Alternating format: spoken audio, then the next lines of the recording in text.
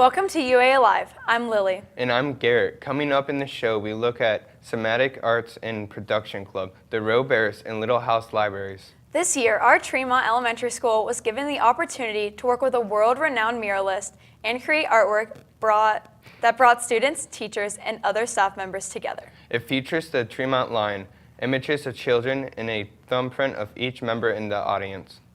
The focal point of the artwork is the number 100 for Upper Arlington's 100-year anniversary, and it faces the school's playground and learning garden. As the school year comes to an end at UAHS, so will the after-school clubs. However, one club in particular will be working hard over the summer and to produce a short film that they've been working on throughout the school year. Cinematic Arts and Production Club, the creators of the 2017 short film Crossroads, are hard at work finishing their next project. Caroline gave us insight into what Cinematic Arts and Production Club is all about. Action! The house is on lockdown for the rest of the day. Thanks, Will. He hasn't left his tent since yesterday. Among Upper Arlington High School's plethora of after-school clubs is Cinematic Arts and Production Club, also known as CAP Club. I'm secretary of CAP Club. I've been a part of it since freshman year, so this is my third year. In CAP Club, we make student films. So we write them ourselves and we cast them ourselves and plan out all the shoots, and then we film them on the weekends or after school. Most of the planning that goes into the films they produce takes place during PM office hours on Thursdays in the WARL. In the past, we made a film called Crossroads, which was directed by Alan Kim. And right now we're working on a film called 0401, which is directed by me, and we're trying to release it at the beginning of next school year. 0401 is a comedy that's about a high school boy who has a phobia of pranks, and it's about the days leading up to April Fool's Day and how he's coping with that. And it's a mockumentary style, so it follows him and his family and friends around. Members of CAP Club work in collaboration to create these projects. The wider, right here, Yeah. and then you do the close-up. Sure. Okay. God. Ready? Wait, I need to get more I'll icy. do the wide. Members have the opportunity to try out many behind-the-scenes roles and explore the world of amateur filmmaking. Anyone can join. CAP Club is wonderful. It is the best if you want to go into filmmaking, the whole process of it, script writing, casting, etc. It's a really fun club for people who are interested in media, broadcasting, or film production, and who want to do that as a career. UAHS junior Emma Heyer, who is an actor in the upcoming project, had little to no interest in filmmaking before joining CAP Club. It's super fun. I think it's a really good way to get involved if you're interested in anything to do with film or acting. I would say it just gave me a different perspective on film because you see a lot more of what goes into the actual process of making a movie, and it's just a lot less glamorous than what you see on the screen. You can check out past projects such as Crossroads on the CAP Club Films YouTube channel, and stay updated with current projects by following their Instagram at CAP Club UA. Doesn't smell like a butter knife. This has been Caroline Perwitz for WARL. If you are interested in CAP Club, you can get more information at the meetings, which will resume when school starts back up in this fall. Now let's check out how Abe and Leah are doing over at the sports desk. Welcome to sports. I'm Abe. And I'm Leah. The UAHS Student Section's Bear Den has revealed the juniors that will take over the presidency next year. Maddie Martis, Elizabeth McKenna, Logan Hiller, Thomas Thidoff, and CJ Carsados will lead the club next year. These students will lead school spirit by planning and promoting various sporting events throughout the 2018-2019 school year. On May 23rd, the boys lacrosse team went into double overtime with a final score of 9-8 and a win against Davidson with Ben Jaden scoring the game-winning goal. The boys will be competing at the state semifinals on May 30th, fighting to qualify for the state championship on June 2nd. The program has won 16 state championship titles thus far and are looking to bring home the dub as they come to the end of their season. The girls lacrosse team was crowned regional champs on May 24th and will compete in the state semis on May 29th. And if they win, they'll compete for a state championship on June 2nd. The Royal Bears are preparing for nationals and have put up a strong showing this year with several first-place finishes. Aurora got information on what they've been up to this spring. The 2017-2018 racing year was the 25th anniversary of UA Crew. More than 1,400 students have been a part of the team, and 3 of those students have become Olympic rowers. One of the most important regattas the team competes at is the Midwest Scholastic Rowing Championship in Zanesville, Ohio. On May 11th, the team traveled to Zanesville and began their journey to nationals. So the team right now is probably the fastest it's ever been. And we've gained so much speed over the past year, over the past couple of years, and we're going to absolutely demolish the competition this year. Sanam Parwani and Lillian Wolf also said, "We are trying to leave a legacy this year, especially since it's the 25th year of UA Crew and one of the strongest years ever, so we have a lot to bring to the table." And so they did. The women's team brought home 1 gold, 1 silver, and 5 bronze medals, along with qualifying 5 boats to nationals. The men's team earned 2 gold medals and 1 silver medal, along with 3 boats qualified for nationals. This is one of the most successful years in UA Crew history. Both the women's and men's teams will be traveling to Pennsauken, New Jersey on May 24th for the Scholastic National Championships Regatta. Students who are interested can attend the Summer Learn to Row program to learn more about the sport. Visit www.uacrew.org for more information. This has been Aurora Shrill for the WARL. 60 athletes will be traveling to Scholastic Nationals in Camden, New Jersey on May 24th. This is the largest group of athletes in the history of UA Crew to qualify for Scholastic Nationals. The men's varsity 8 also qualified for youth nationals in California. Good luck, Bears. Now to Piper and CJ with Community News. Welcome to Community News. I'm Piper. And I'm CJ. With summer coming up, School Resource Officer John Rice offered safety tips and advice for UHS students. He recommended being aware of your surroundings when going out, try to stay in a group, and always try to have a reliable person with you. Call the police if you see anything or experience anything suspicious. For life-threatening emergencies, call 911. For non-emergency situations, call 614-459-2800. As you're out and about in Upper Arlington this summer, you may see dollhouses lingering around the front yard of our residence. Lily explored these little house libraries and found that they are more than what you may think.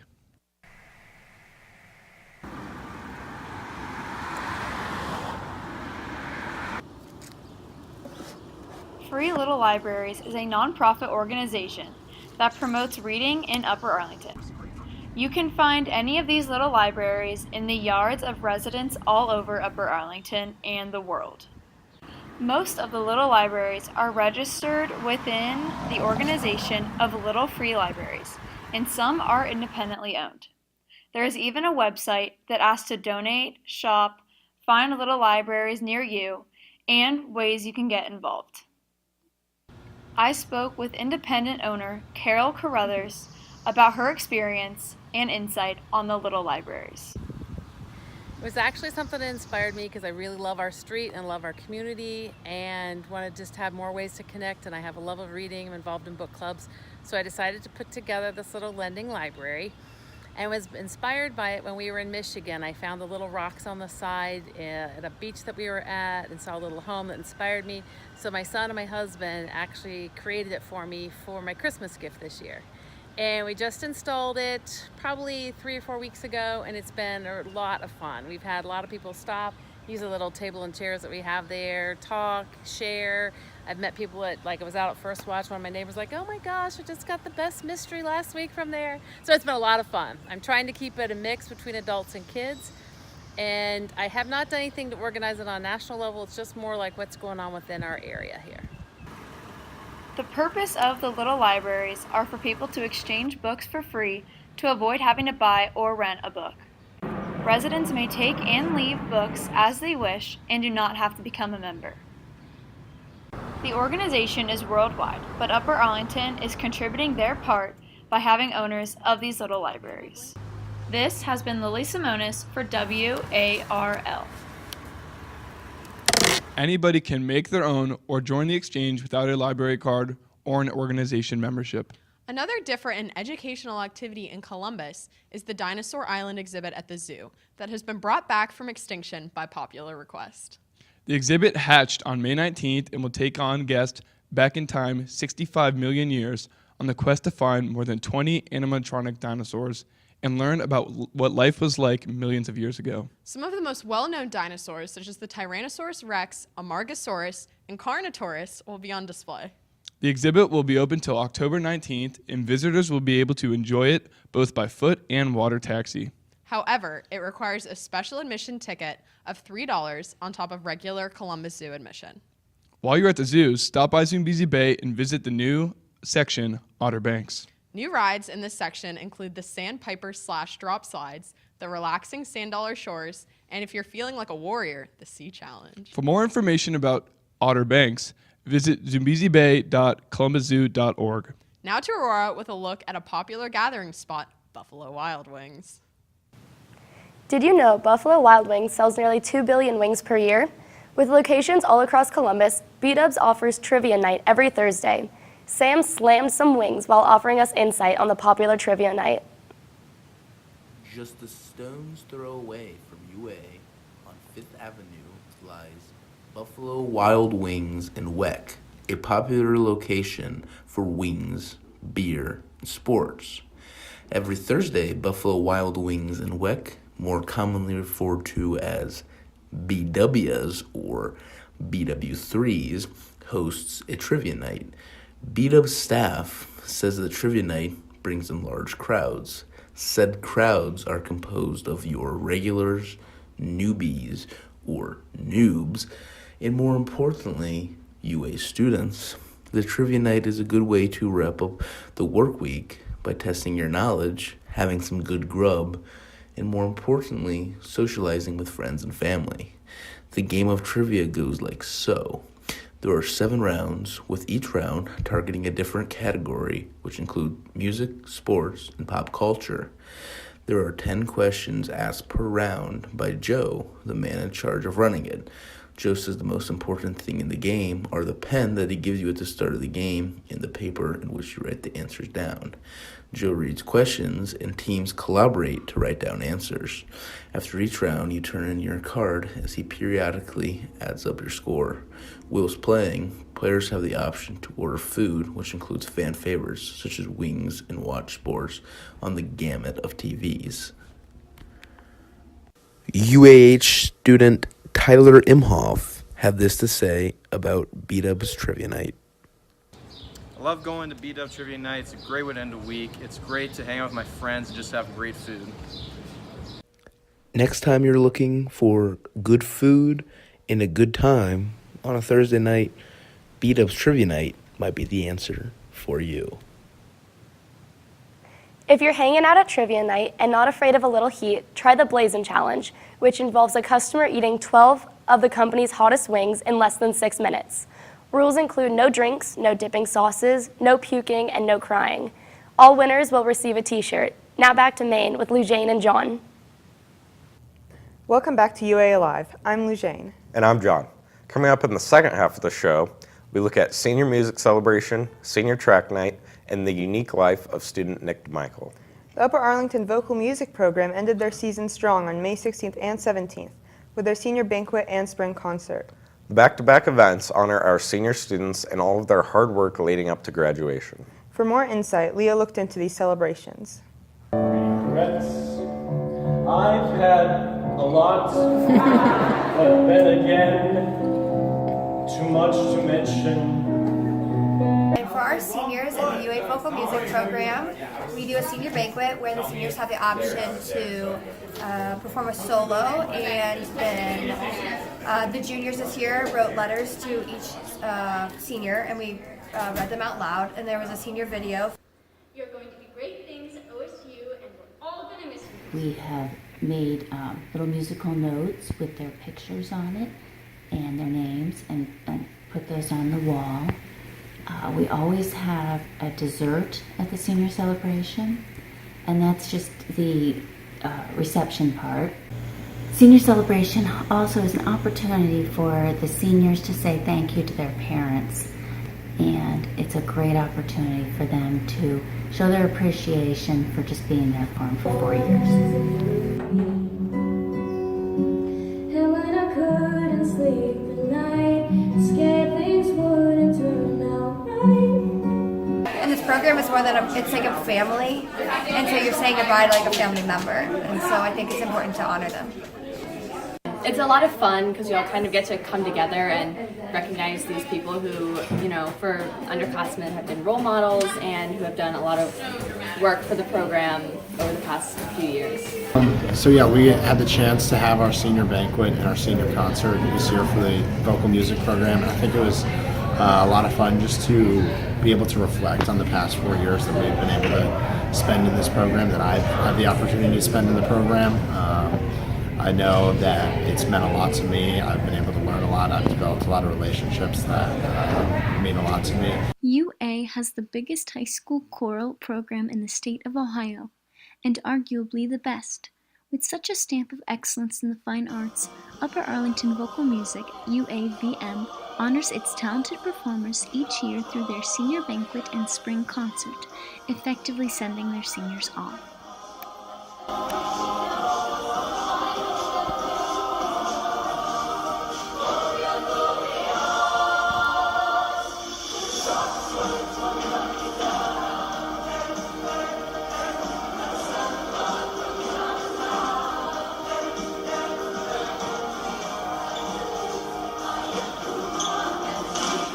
This has been Leah Rapucci reporting for the WARL. These talented students will also be performing at Party in the Park over the summer on the 4th of July. Trump is back in the news for recently canceling the North Korea summit in Singapore. Trump stated that the cancellation was due to, quote, the tremendous anger and hostility that Kim Jong-un recently displayed, yet Trump also kept an open invitation for potential future talks. As ongoing investigations on the sexual harassment allegations against Harvey Weinstein continued, New York News finally announced that he's set to turn himself in today. CNN also reported on allegations against Morgan Freeman by 8 women who have previously worked with him and another 8 people claiming to be witnesses. OSU has also been urging students and alumni to speak up as they investigate allegations against a former sports physician. Now let's kick it over to Macy and Sam with sports. Sports, I'm Macy. And I'm Sam. As the end of May approaches, most spring teams have wrapped up their seasons. The boys' tennis bears will be represented at the state tournament in Cincinnati on May 25th as Josh Cole and Will Reynolds compete for a doubles state championship. The track bears had a successful postseason with 22 boys and 21 girls qualifying for districts, and several track bears qualified for regionals. Emma Zid qualified for the 200-meter dash, Chris Schweitstall qualified for the 100-meter dash, and Avery Heath qualified for the 100 and 200-meter dash. In the field, Jack Cassetter, Shaw McRae, and Kyla Borgads will compete in shot put, and Adrian Watchman will compete in high jump and discus. Piper attended their senior night and shares her experiences. The Marv Moorhead Memorial Stadium was built in 1965 and houses many UAHS sports, such as football and lacrosse. However, the track only gets used in the spring. On May 4th, the final track meet was run in the Marv before it is turned down following the 2018 football season. I've been on the track team for 4 years, and so this being my last meet in the Marv is pretty sad because it's just been a great place. It's a nice track, even though it's backwards. It's just a good place to run, and it's going to be tough not having it around anymore. The track team will potentially run at Ohio State next season to compensate for the loss of the Marv. It's going to be really weird, but I think we're going to be able to run at Ohio State, which will be really amazing. But I'm happy that we were able to have our other 3 senior nights at the Marv too. You know, I'm feeling very sad. You know, it's a great place to be, especially for the track, even though it's backwards. Who doesn't love a good backwards track? It makes us unique. It's just really a sad story. hate to see it. Both the girls and boys track teams finished 4th out of 13 teams overall in the senior night meet. Garrigan Sagahamoyan got first place in pole vault for the boys. This has been Piper Crotty for the WARL. The track bears compete at regionals with prelims on Wednesday, May 23rd and finals on Friday, May 25th. Though the track and field season is coming to an end, the UA Cross Country Bears need help fundraising for their 2018 season. You can get involved by going to www.signupgenius.com. At the recent Youth Appreciation Banquet, UA Optimus Basketball Club gave over $10,000 in grants and scholarships. The club is dedicated to empowering the youth in UA and has been around for nearly 65 years. On May 23rd, in response to players kneeling during the national anthem, the NFL decided to implement a 15-yard penalty. Although some politicians are supportive of the new rule, unions have stated that they aim to protest it. We'll see how this issue plays out in this upcoming fall season. Now we run to Griffin and Caroline with community news. Welcome to Community News. I'm Griffin. And I'm Caroline. Upper Arlington is home of many gifted students. Nick DeMichael not only excels academically, but also in various extracurriculars. John found out the how and the why behind all of his success.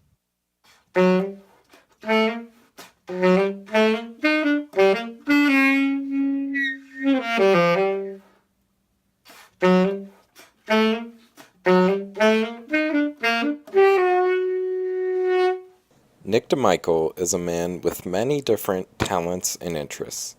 On top of being an excellent international baccalaureate student, Nick is involved with playing the saxophone in the marching band, Young Life, robotics, speech and debate, playing the guitar, and golf. So some things that I said that I think set me apart from other students are, I obviously have a very busy schedule, and I've been, throughout the school year, I've been doing things at a pretty high level too. My debate partner and I, Joey Scheinberg, we qualified for states this year, and we debated at the state tournament, and then in robotics, obviously, some people may know that we qualified for the World Robotics Tournament up in Detroit, Michigan. That was a couple weeks ago, actually. So when I went into high school, I think I knew I was going to do the IB diploma, but I didn't really know that I was going to be as involved as I am in the band and speech and debate and robotics. I've actually played the guitar since middle school, so that's something that I have continued. Past high school, do I plan to continue a lot of these things? And that's a good question, because when I went to high school, actually, I had no idea that I would be doing these things. So going into college, I'll probably take the same mindset. So if I find, a good group of students that are, in a debate club or in a robotics club or, in like a jazz ensemble or something like that, maybe I will continue these activities, but I wouldn't say I'm going into college with the mindset that I'm like for sure going to do anything really. So.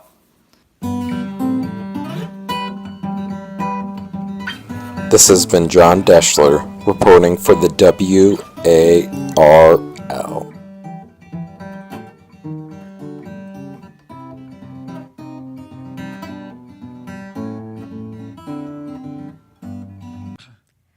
Nick will continue all of his activities for his upcoming senior year.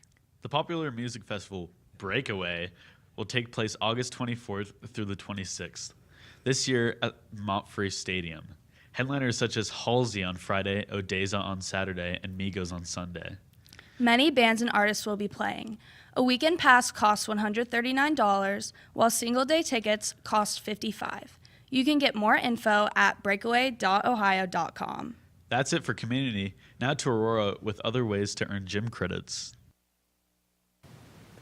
A graduation requirement at UA is gym. These credits can be earned in an array of ways beyond the classroom. Abe reported on different ways to complete the essential gym credits.